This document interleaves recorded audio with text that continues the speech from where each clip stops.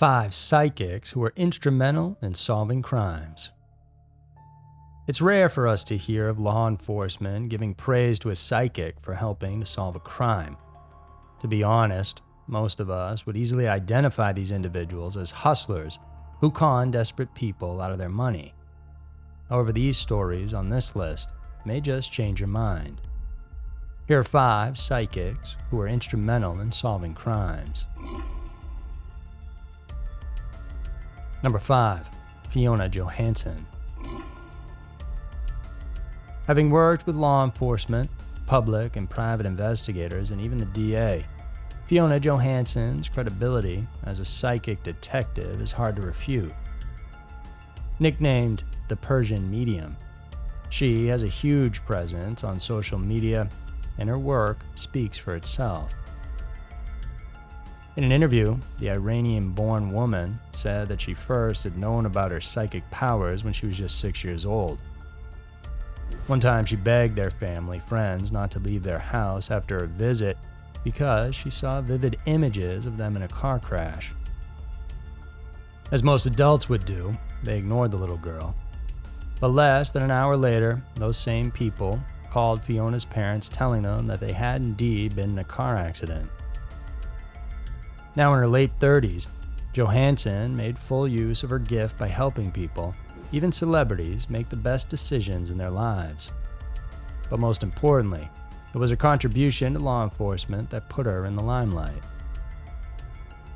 While she was still in the United Kingdom, Johansson said that she had worked with the British counter-terror organization, where she helped locate suspected individuals who could have wreaked havoc on the country.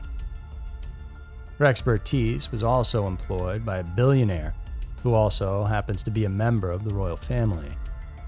This case revolves around a blackmail situation wherein a group of people wanted to extort money from the client. With her exceptional insights, she was able to pinpoint the whereabouts of the perpetrators, who were immediately arrested by the police. Amazingly, she also helped solve a decades-old case. She was only 14 when she arrived in Sweden after migrating from her home country in Iran, and that time she had heard about the case of a missing girl named Jessica Anderson. She had disappeared 10 years earlier, and detectives had already lost their hope in finding her. They decided to close the case, but fate would have it that the Swedish cops would get to meet the teenager. She persuaded them to keep the case open. She then told authorities about her hunch that the victim had been murdered by her boyfriend. To give weight to her words, the young clairvoyant went on to reveal the site where she was supposed to be buried.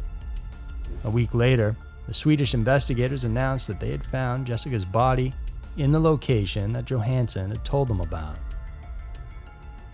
Despite the wealth, fame, and status that she enjoys right now, the Persian medium admitted that she suffered sleeplessness for long periods of time, considering that the visions would come at any given moment. Given this situation, it appears that this power apparently comes with great sacrifices. Number 4. Rosemarie Kerr. They say a picture paints 1,000 words, and this couldn't be more true than in our next story. It was on June 9, 1987, when 27-year-old Andre Dagel met with a friend for dinner and a few rounds of pool. The meeting turned into a long night of binge drinking. The New Orleans resident never made it home later that morning, which got his family worried. Dagel literally vanished out of thin air, and no one, not even the police, knew of his whereabouts. The news of the man's disappearance reached his sister, Elise McGinley, who at the time lived in Southern California. The two were basically 2,000 miles apart from each other, but that didn't stop her from worrying as well. Desperate and searching for answers, McGinley decided to contact a psychic named Rosemarie Kerr. What the sister did was to simply show a photo of her brother to Kerr. As what anyone would mindlessly do, the soothsayer held Dagel's image in her hand and immediately felt a rush of a feeling that told her that the man was already dead. She went on to tell the authorities about it, as well as the location in which she believed Daigle's body had been dumped. We could only but assume the hesitation of the police to take heed of the psychic's words, but considering that they had no other information to go by, they decided to go along with it. During the investigation, she led the authorities to an area in Slidell, Louisiana, about a half hour away from New Orleans. There, they found the victim's pickup truck being driven by two strangers, and they would later turn out to be Daigle's killers. After they were apprehended, the men confessed that they tortured and strangled the person whom they didn't know in the first place. In their testimony, they revealed that they connived one of their friends to pick up Daigle, who was already drunk at the time. They were just trying to test themselves if they had what it took to be criminals, and killing him would be a way to do it. They then later dumped his body in the same swamp that Kerr saw in her vision. It's interesting to know that Kerr was actually the first psychic ever to be placed on a witness stand where she was made to recall what she saw. It will always be a mystery as to how exactly Kerr was able to know Daigle's situation just by touching a photo of him. It's even more mystifying that she knew exactly where the victim was buried. But regardless of all these inexplicable things, what mattered was that his family, friends, and loved ones got the answers that they deserved. Number 3. Noreen Rainier. Famed psychic Noreen Rainier once appeared on the TV game show called To Tell the Truth, and she blew the audience away who were so fascinated by her extraordinary talent. But this wouldn't be the only thing that made her a one-of-a-kind clairvoyant. On May 15th, 1986, two elderly individuals, Dora and Jack Kahn, were found shot and killed inside their home in upstate New York. The police were quick to include their grandson, James Mariani, in their prime suspects list. Investigators had a hunch that Mariani had accomplices in the crime. They managed to get a hold of his alleged partners in crime, Keith Snare and Robert Skinner. Turns out that these two had once served prison time with Cohn's grandchild. The investigation trudged on for almost 5 years, and during these times, police couldn't indict any of these men because of their well-backed alibis. Having nowhere to go then, the other family members of the killed couple decided to employ Renier, who at this point had already been aiding her local law enforcement using her exceptional gifts. But the deaths of these two New Yorkers would put her abilities to the truest test. This time around, the New York police tapped with their resident hypnotist, hypnotized Renier. In this state, she revealed that the victims had in fact known their killer and that there were two others involved. Surprised by these developments, investigators then arranged a photo lineup showing the faces of several suspects, including Mariani, Snare, and Skinner. They also put images of men who didn't have any connection to the case at all. To clear any doubts, the psychic was made to wear a blindfold before making her pick. She then laid her hands on each of the photos. As she went through with the choices, she was able to positively identify Mariani, Snare, and Skinner. This astounded the police, who then ordered a re-examination of the trio's alibis. And it took a while, but eventually they were able to discover the lies beneath their excuses. The three were consequently charged and convicted of a double murder, and they are now currently serving prison sentences for the horrific crimes. Despite the remarkable outcome, it can be said that Renier's intuition had essentially supported what the police had suspected in the first place. Number 2. Dennis McKenzie. Having the power to see the fate of anyone may seem amazing, but if we get a closer look at it, this ability could bring nothing but pain and suffering to the holder. Dennis McKenzie, a man from Cambridge, UK, could still vividly remember one day in August of 2002 when a friend contacted him asking for help. Interestingly, it was not for himself, but for a family who had recently lost their daughter named Holly Wells.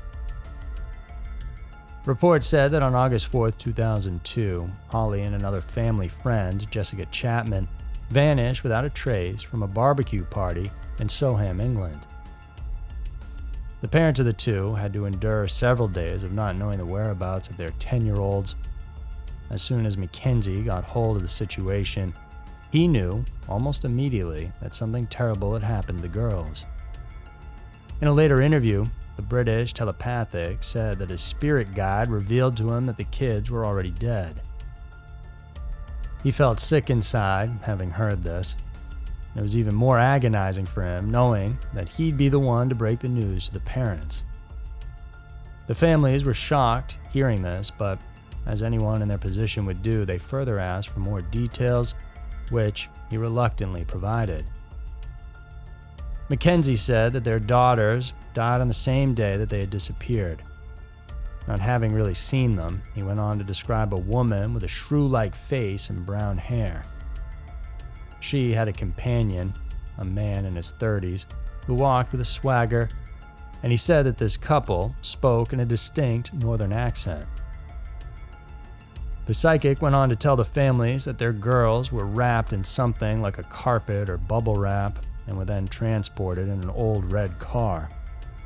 It's even more unbelievable when the man described the view from the house where Holly and Jessica were murdered.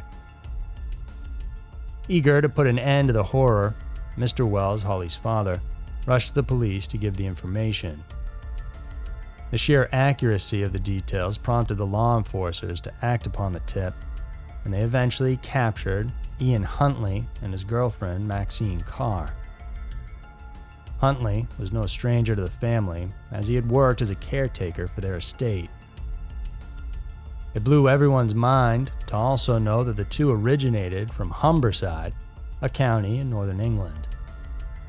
This proved Mackenzie's vision of the suspects having a northern accent. Meanwhile, Huntley's house did offer the view that the mystic described beforehand. But no one was prepared when the family got to the place where the girls were buried, and this too had been foreseen by McKenzie.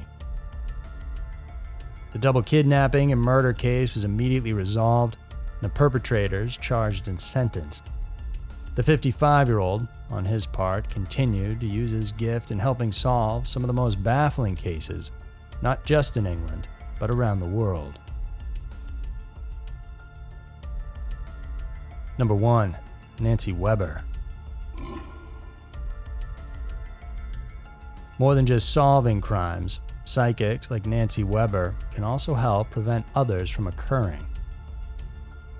On November 23, 1982, an 18-year-old woman named Amy Hoffman was on her way home from her part-time job at a shopping mall in Morristown, New Jersey. The cheerleader had been working a double shift, and she couldn't wait to end her day with a Thanksgiving holiday feast together with her parents. As for what you may expect from these kinds of stories, Hoffman didn't come home. This got everyone wondering, most especially her mother, who always knew her daughter to never miss any celebration with the family. The worried parent decided to go to Hoffman's workplace to start there, and in the parking lot, she found the teenager's car still sitting. She saw the keys were still in the ignition and her belongings, like her purse and sweater, which were sitting in the front seat. The ensuing investigation determined that there was no sign of a struggle inside the car. It seemed like Hoffman just disappeared out of thin air. She was eventually found, though, lifeless and floating face down inside a concrete water tank in the Mendham Borough Reservoir in Mendham, New Jersey. Reports talked of a gruesome crime scene where the victim was found stabbed multiple times with a knife. Local authorities opted to seek assistance from the FBI in solving the case, but even then, they were stumped. With no information or tips on who could be responsible for the crime, the police had no choice but to put the investigation on hold. With no other solution to think of, they decided to call upon Weber. She was no stranger to the force, considering that the psychic had successfully worked with them several times in the past. Long before she was briefed about the situation, Weber already had visions of the victim being sexually assaulted and murdered afterwards. She went on to reveal information described by the public as off the charts extraordinary in details. Armed with what Weber had told them, the police went through an investigative endeavor that ultimately led to the identification of the perpetrator, one James Kodatich. It was found out later that while he was still at large, Kodatich managed to victimize another person named Deirdre O'Brien. The 29-year-old was reportedly abducted, raped, stabbed repeatedly, and then left for dead on the side of a highway. She lived long enough, though, to tell the police about the incident and report to them her attacker. O'Brien eventually died, but authorities were able to capture and convict Kodatich of murder in May of 1985. The murders of Hoffman and O'Brien are just but two of the many cases that Weber was able to help law enforcement solve. By giving them relevant and weirdly precise information, detectives were able to fast-track their investigation. In Kodatich's case, the psychic was able to aid police catch what could have ultimately been a serial killer. So there were 5 psychics who were instrumental in solving crimes. Having gone through these amazing tales of crimes being solved with the help of these intuitive individuals, one might wonder if it's a good idea for the police to actually employ psychics and make them a part of their crime-busting force full-time. If you guys like this video, then please subscribe to our channel and hit the notification bell. We have new videos coming out every single week for you guys to check out. Thanks so much for tuning in. I'll see you soon.